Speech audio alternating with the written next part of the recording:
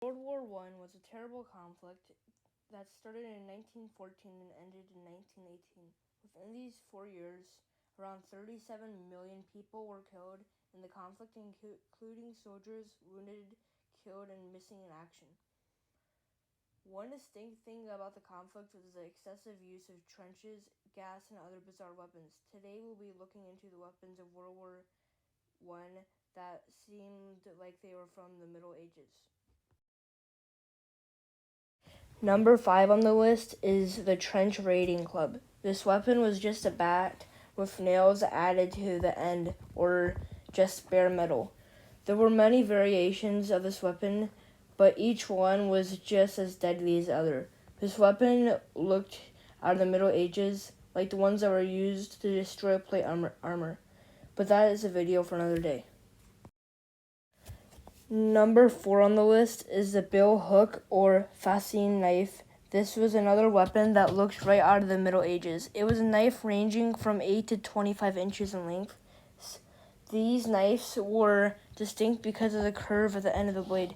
The curve was more of a hook because the width of the knife did not change. It was just the blade curving at the end. Number 3 on the list is brass knuckles. These are probably the most famous on the list and are still in use today for self-defense purposes.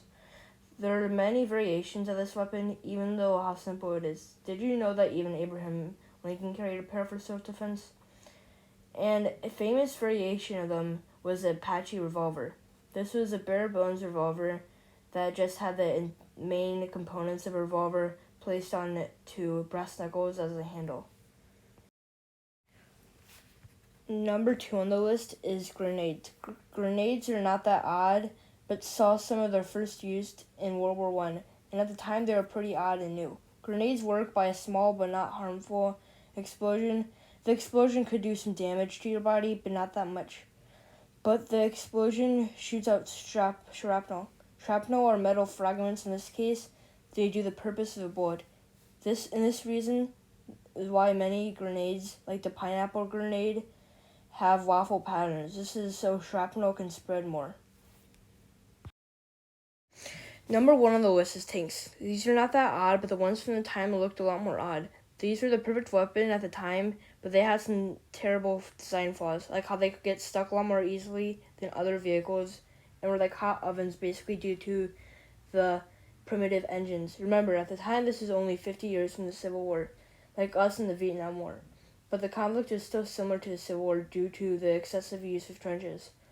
Tanks are good at destroying buildings and the enemy's morale, because these would give the enemy great fear and would destroy their morale due to the fact that they wouldn't be stopped by bullets and would shoot out huge rounds.